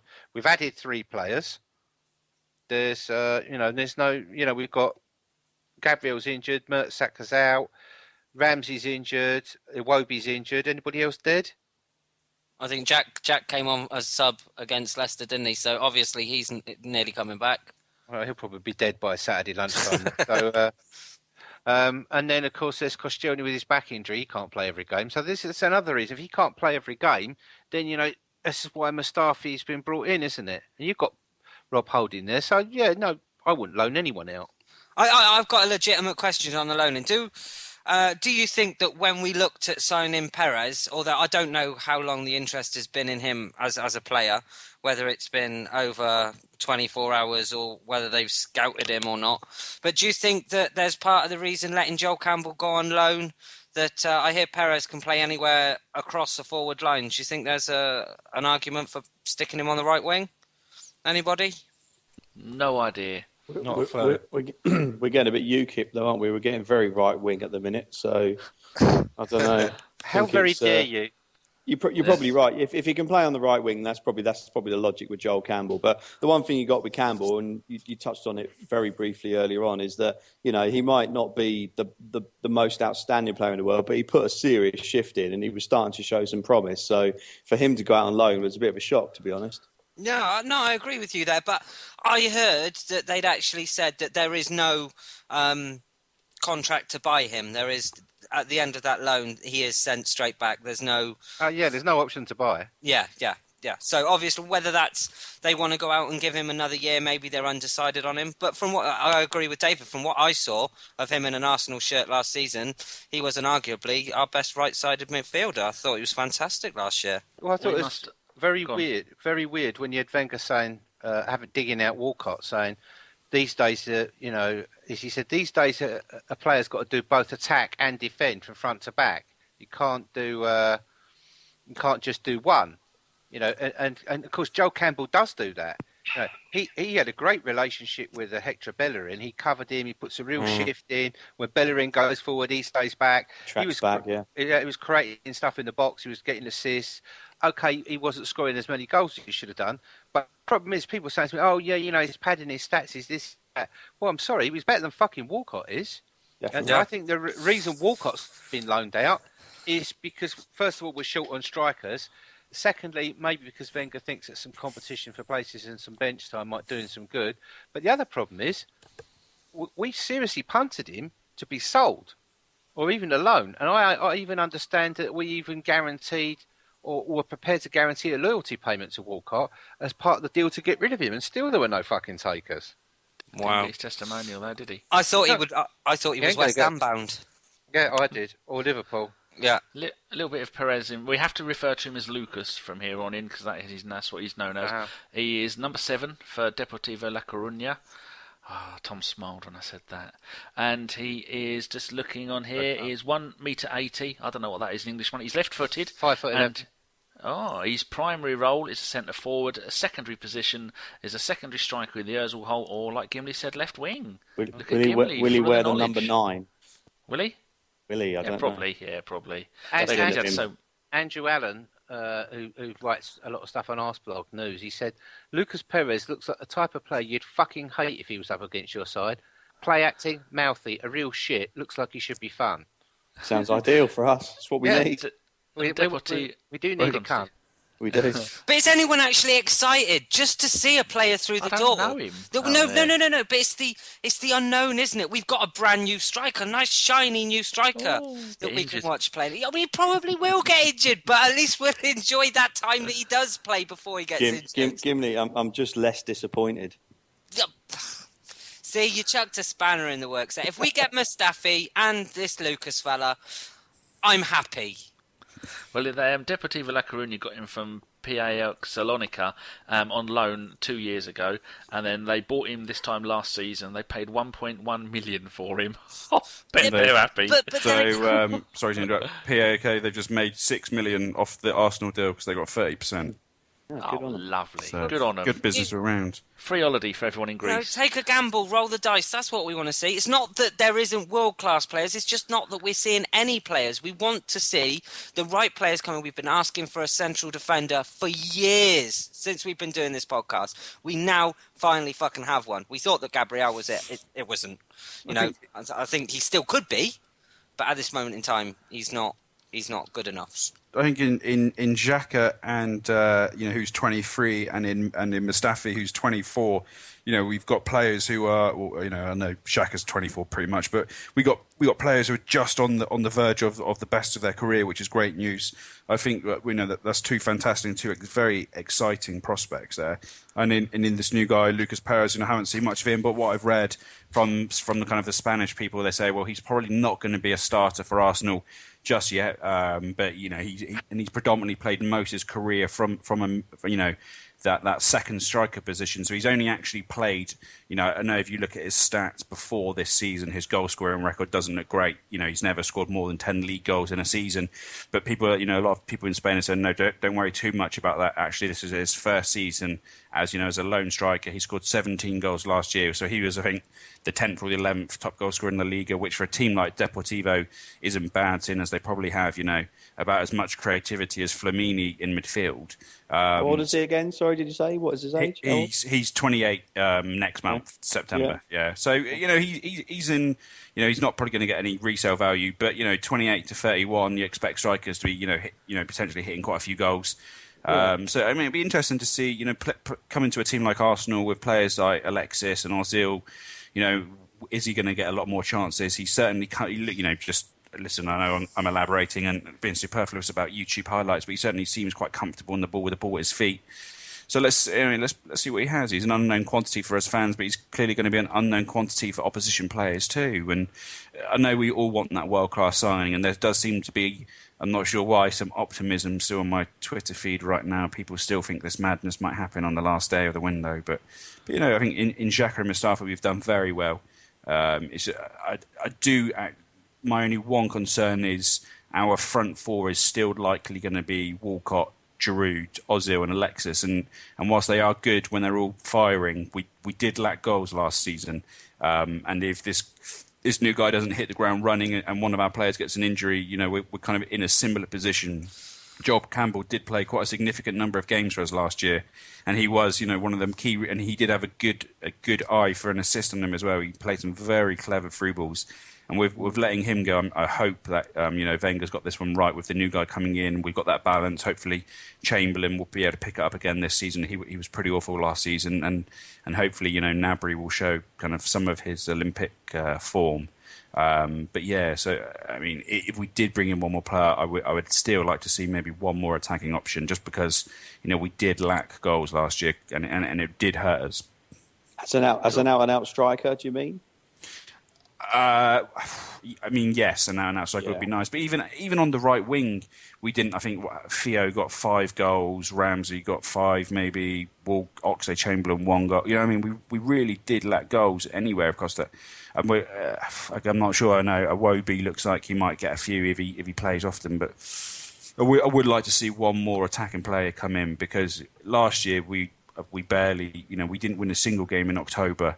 Then Giroud got injured. Then Giroud decided to lose form after Wenger brought him off against Chelsea in the 20th minute because your man Per got sent off. And then Alexis got injured, came back, couldn't score for months, could barely score.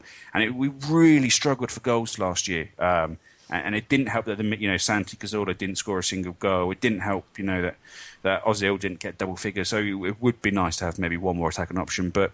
At the same time, the Mustafi deal and the Xhaka deal are very, very good bits of business, I think. Agree. I think also the fact that Gnabry had such a good Olympics might have something to do with Campbell being shipped out, to be honest.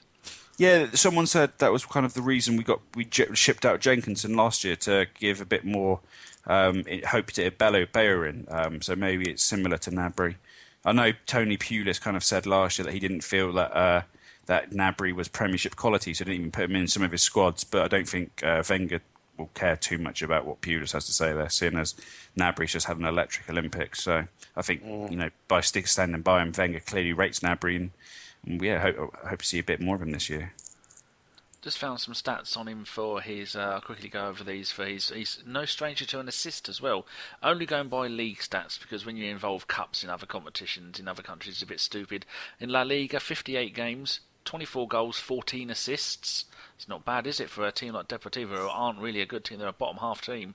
And when he was playing in the Ukraine, 51 games, 14 goals, 8 assists. And when he was playing in Greece, 31 games, 9 goals, 11 assists. Not bad. Doesn't say where he played. Apart from for Deportivo, he played most of it up front, I think, according to this. So there you go. Good stuff. Lucas, welcome. Yeah. Just having a little chit chat with Jimmy Trader. He didn't know who Fife was. Also, I should say, I've just been I had a WhatsApp message. Perez assisted on a free kick goal and scored from the penalty spot versus Eibar at the weekend. So he is coming in on good form. Also, one thing I would point out is that he actually looks like he can take a corner as well, which is something we haven't had for about 40 years. So. Steve Williams was the last one we had who could take a decent corner. That's how long ago it was. I was going to say, I thought it had been made illegal to take corners properly at Arsenal, hadn't it? Right, next question, quick one. Yes or no from everybody. Andy Steers says, do you think we should go for Draxler as a last minute in the window? David? Yes. Steve? Yes. Mr. Five? Yes. Little Gimli? Yes! Oh, lovely. Our number one Haitian supporter, Jacques Joseph. He is our Haitian sensation. The Haitian sensation. I tell you, if he changes his, I think we all follow him anyway. If he changes his Twitter name to the Haitian sensation, I will actually wet myself. He says, "Does Chopper Apcom, aka King of Pre-season, deserve a chance to play some games this season?" David. No. Ooh, why? I thought it was a one-worder. I didn't really have an answer. Okay. Steve, you can have 3 words as David only used one of his. No need to step up and stop poncing around. It's more than 3. Carry on. There you go. Mr. Fife? League Cup merchant. What do you mean, did the cat come back? What cat? Not fucking on the podcast. There's a chat box for the window, you fat turd. Fair enough. Meow. So polite. Why are you in such a good mood? What do you think to Appcom? I think he's died. Me? I'm just typing to you. What was the question? I don't know. Appcom, do you think he should get more games? No, sell him. All right, fuck him. Bollocks he was to shit him. at Hull, he can get lost. Yeah, exactly. Poor old Chuppa Chuppa. This is one for Mr. Five. He says it's at ZEONE for all. Excellent. He says, mine's for Andrew. Tagged him in a video the other day that described Arsenal's op and finances. Need his perspective. So you can get that done in under an hour. Mr. Five, that'd be wonderful.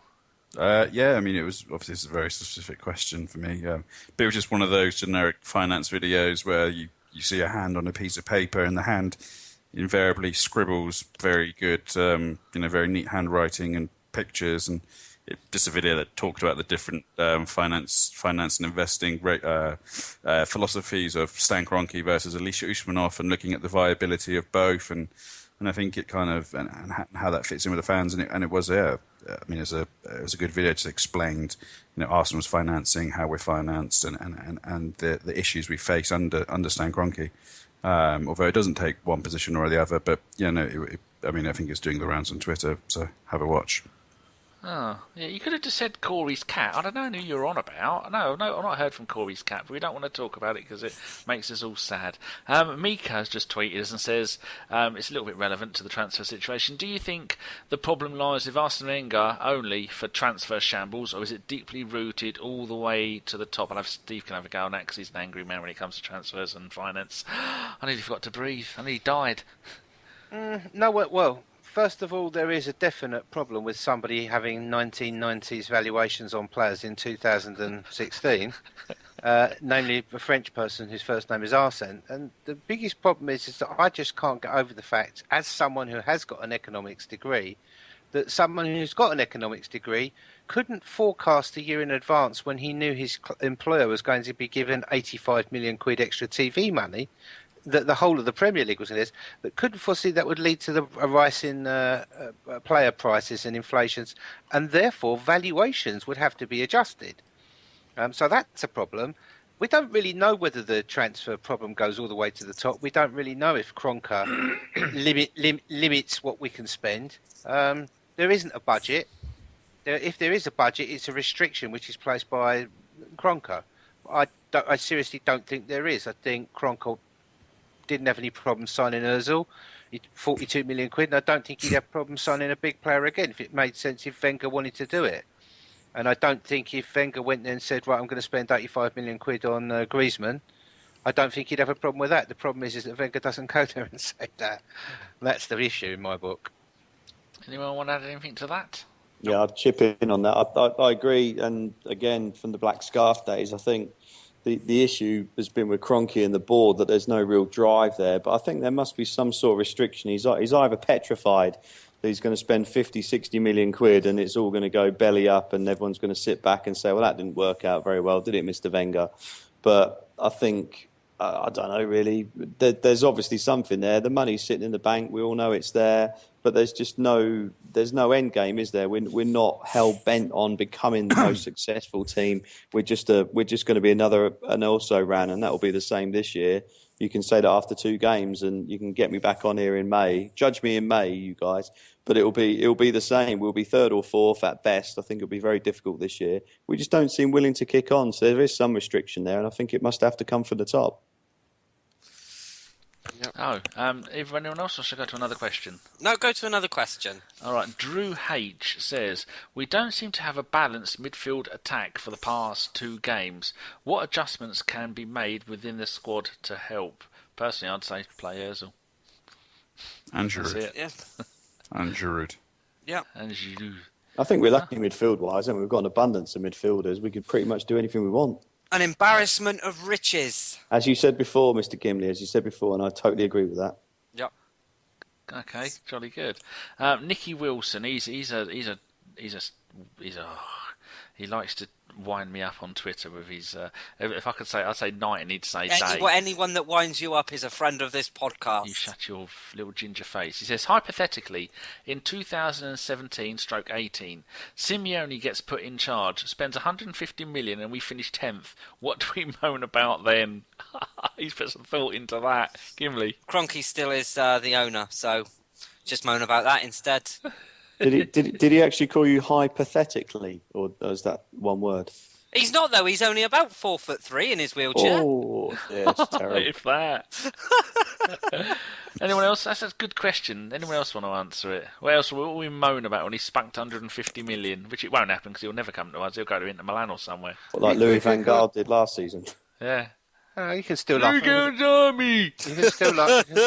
Still laugh at Mourinho. Yeah. We can moan about the football hipsters podcast.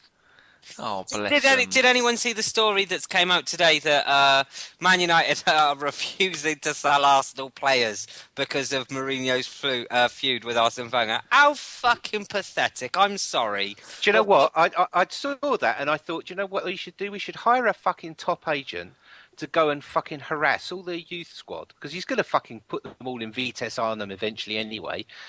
We should just go around and show them the evidence, buy a few of them, sneak them off when their contract's ended. No intention of playing them, just to piss him off. He'd be a gibbering wreck by the time we finish. Is he talking about Johnny Evans though? No, he's talking about Phil Jones. Big Phil Jones. Yeah. Phil Jones. Yeah. I mean, that's why we were pretty happy we got Mustafi done, because I was worried we were going to do another Demba Ba and wait to the last day when we tried to get a loan deal for Demba Ba done, and Mourinho kind of said to Wenger, no, it's going to happen. Just give it an hour, and then came midnight, and Wenger kind of had his pants pulled down by that one a little bit. So I'm glad we've signed the big man Mustafi rather than holding out for Phil Jones. That would be Definitely. I'd almost got to the point where I'd accepted that Johnny Evans was going to be a new centre-back, and accepted it with, it could be worse. He's Premier League ready. I'm convincing myself that these players are going to be good. But I have to say, with Mustafi, I am over the moon with Mustafi. I am happy. Well, poor old Johnny Evans has got more Premier League winners' trophy than any person to play for Arsenal in the last decade. Oh, there's always while at Arsenal. one. Not left. Do you about Nasri, where he's off to? Some Chinese team, probably. Besiktas. That's all right. He likes a kebab by the look of his waistline. Yeah, the only one I think is a lady boy.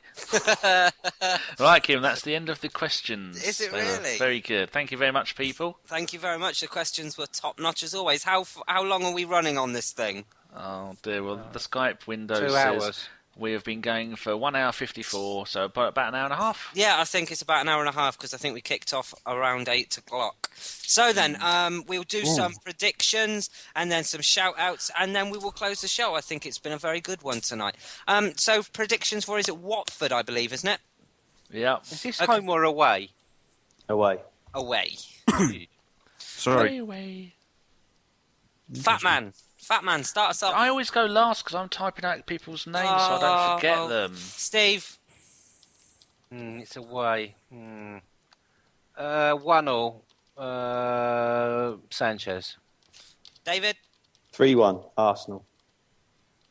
Who's We're the off first goal scorer? we're off and running. I don't know who the score will be, but You got to give one because you're doing the guest prediction. I think it will be the legendary Theo Cul-de-sac. Okay, wonderful. Oh, and Jesus. finally, Andrew.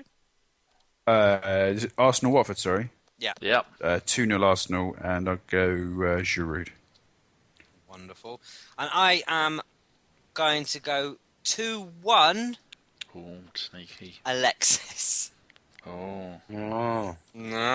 I think I'm going to go 4-0 because I fucking hate Watford and I hate their fucking owners, the Pozzo tits with their canoodling and fandangling with their, oh look, we're buying for here and loaning back to Udinese, and then we'll loaning back to Granada, and then we're buying back and then sell him on.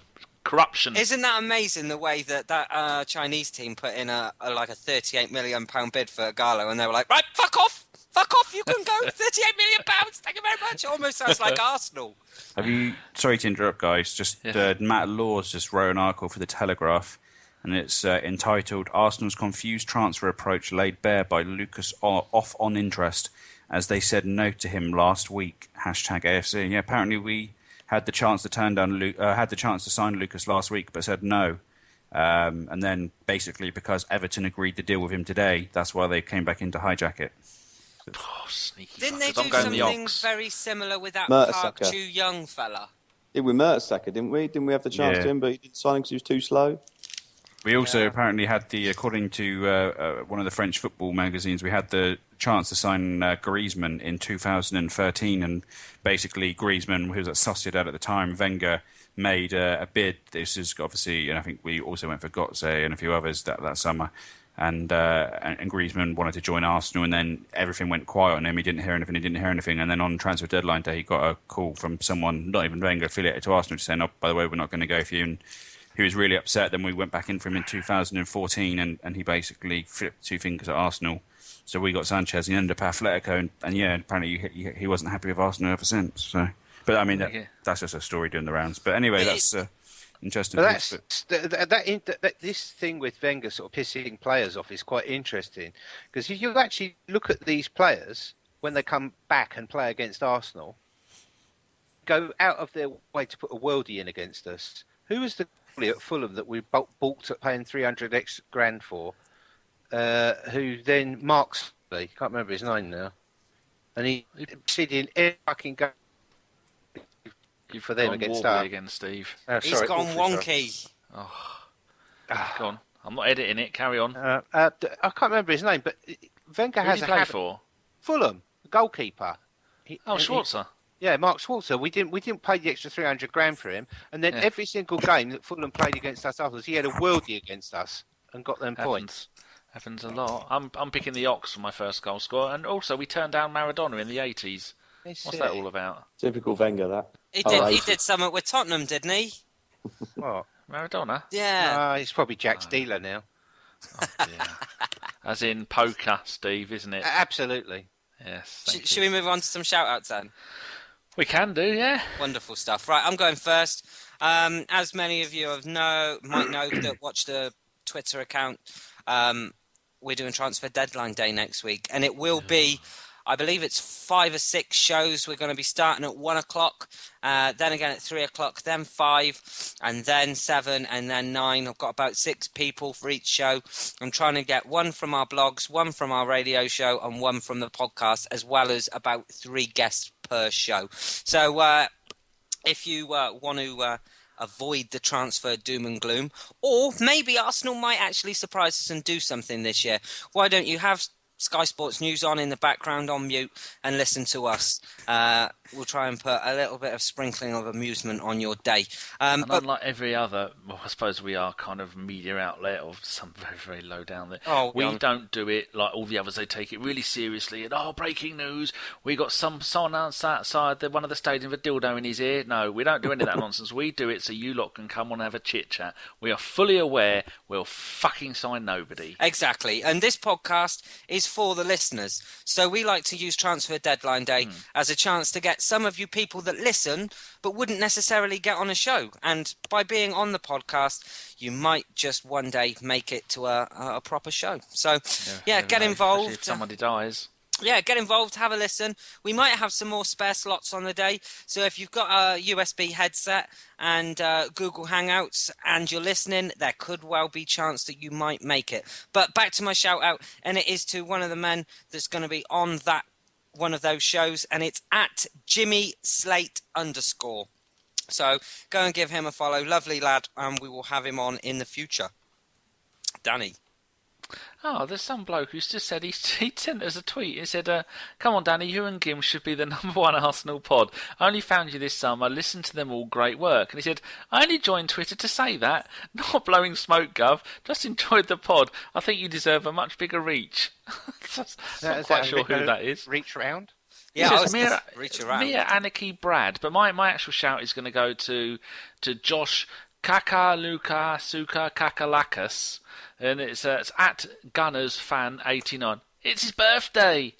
And he's Happy going to party birthday. like it's his birthday. Happy birthday. Happy birthday, mate. Fife, as well. And shout out the other lad, the one that joined Twitter just to say hello. Let's get him a few followers. It's Mia, M-E-R-E, Anarchy, Brad. At all that. Yeah, at all that. You never know, it might be might be one of you lot. And also, a little bit of, we always thought Jimmy Trader was Fife. Yeah. We weren't sure. I just said I'm doing a pod with Fife, and he went, who's Fife?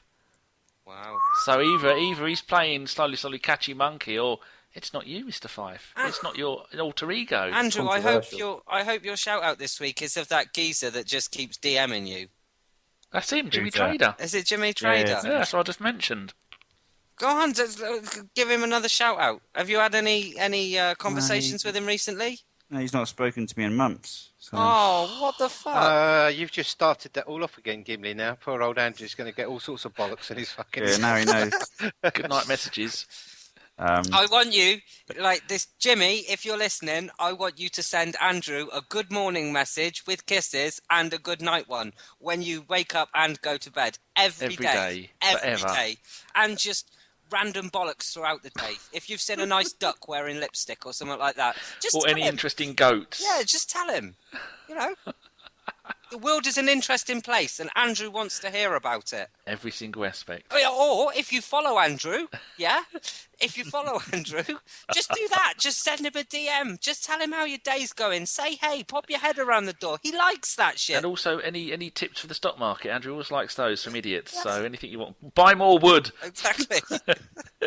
I hear the shares of Rizzler are going up. Hey, it's down to you. Hey, Andrew, let's have your shout out. Well, you've already taken one of mine. Was Jimmy Slate, who's a good guy. I've been having a chat to him quite regularly on DM. He's a nice guy, big Arsenal fan. Also, shout out to a guy called Slovenian Guna, who I've been chatting to a fair bit lately. He's a level-headed Arsenal fan who always seems to offer an interesting opinion. Shout out also to David Seaman, who made his first ever Arsenal appearance today, back in 1990, I believe. And shout out to Luke Eiling, who actually came through the Arsenal youth system. Talk about Arsenal players who went off and did stuff with their career. I used to watch him quite a lot. He moved down to Yeovil Town where he was right back, and he did a very good job there. And he's now ended up at Leeds. So shout out to him as well. He's just been sold there for about $1.5 million, wasn't it, or some decent amount, or some amount of money. What, from Bristol? No, now he's at Leeds. Leeds bought him. Yeah, but from Bristol, was it? I think he went to Bristol after Yeovil. But yeah, so. That's always good to hear someone get an ex-youth player getting a good move. Well done. Definitely so. Steve? I've got two shout-outs. One's to Robert White, who just made me kill myself of laughing, and you can find him at Rob M. White. And he's just tweeted, so I popped in my local for a pint on the way home, and there's a group of old men sat in the corner talking about how many times they've wanked this week. So which I replied, Arsenal fan TV meeting? Robert White, could well have been, I couldn't possibly comment. So yeah, definitely shout out for that joke. And the other one goes out to a long-time follower of mine, who is Uma at Kaltume_B, who's an Arsenal fan in deepest Africa, very knowledgeable about Arsenal Football Club and football in general, and loves her TV series. So yeah, very good. There you go. We are the podcast of the foreign fan. We'll take them all. And finally, David. Yeah, mine understandably goes to the Arsenal Qatar Supporters Club. So a big shout to Olu, Sama, Mohammed, Jasmine, Munera, Ian, Allen, another Mohammed who's 4M0E on Twitter, who's been tweeting me today, and countless others. But you're right. There's it's a global franchise, as we would be told these days. But the love of the Arsenal is far and wide. It definitely is. Did your fella enjoy his shout out the other week? He did, mate. Thank you very much for that. He did indeed. Thank you. Good stuff. As long as he heard it, he did. Pumped. Right then, I think that's about it for the show. Is there anything else that you guys would like to wrap it up with? Anything you've got planned for the week? Fife, give a little bit back to your people on Twitter. I'm going to Berlin this weekend. So fantastic. Remember, he can still answer tweets in a foreign country, people. He can. I'm just. Are you allowed to do that after Brexit? No, that's will be banned. I thought it would be. Jesus. I'm going to have to. I may have to become Polish, but that's another subject entirely for another day. Oh, you got the head for it. You look a bit Polish. Steady. You look like a Polish debt collector. I may come round and collect your wheel, son, if you carry on. Complete with your piss flaps. Oh, don't. Soon be winter. I was going to go there rusted with piss. You wouldn't get much for them. All full of alkaline. Did you get Yummy. that 4x4 wheelchair in the end? No, I couldn't afford it. It was $8,000. And plus, I suppose you don't go out the house. 4x2? Oh, sorry, we can't go there. It's actually 4x4. You don't go out the house though, so it's a bit pointless. It is pointless. I mean, maybe if they're actually going over the sofa on it, you never know. Oh, don't you bring my new sofa into this? I saw very plush. Is it? But I suspect it might be a bit squeaky on the old bum in the summer. I don't sit on it. I never can get on it. I'd never get off. Anyway, Gim, this isn't sofa cake. Get on with it. No, this is more like a little Easter egg for them at the end. I should wrap the show up. Right then. All that's left is to thank my wonderful guests tonight, Steve, Andrew, and David. It's been a pleasure to have you back on the show. And finally, Danny, who, as I say every week, I have to be here. You have to be. And so do you. I do. So stop bringing it up. Well, I said I'm not going to. Shitbag. It's not going to die. So that was a Bergkamp Wonderland podcast. Thank you so much for listening, and keep it Arsenal. Good night. Auf Wiedersehen.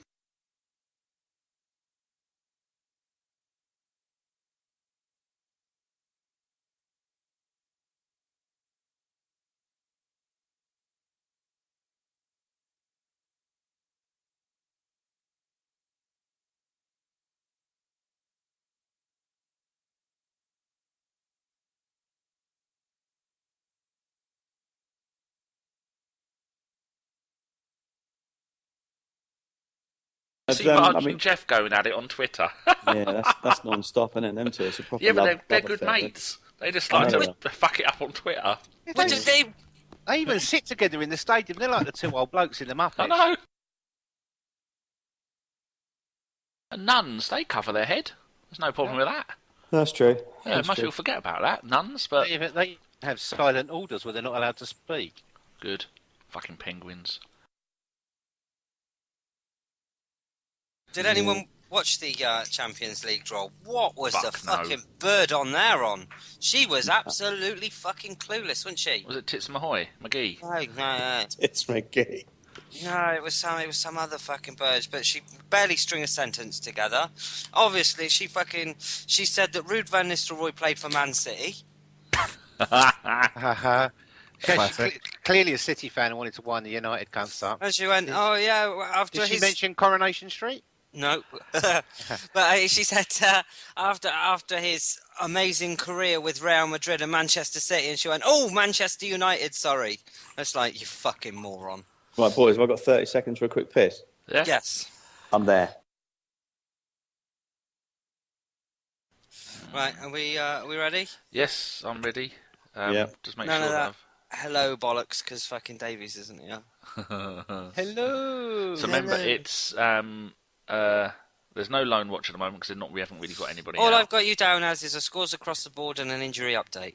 Can't we have a lone watch shout out to Szczesny?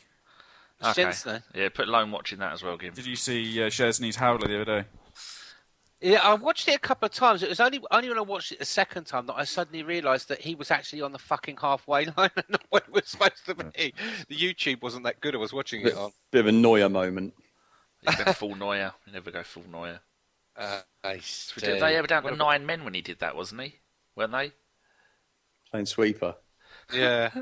His dad was a lunatic, so it's fitting and it comes in the family. Oh, yeah. Do lone watch game, because I remember Dan Crowley, super Dan Crowley. For Oxford, he scored. Scored from 20 yards out. Come on as a sub, scored in about 10 minutes as they won in the League Cup. Right, let's roll. No, Oxford lost. Oxford lost 4-2 on the night. Excellent. Oh, well, there you go. That shows how much notice I take of the League Cup. That's shit. Fucking Dan Crowley. Right. 3, 2, 1.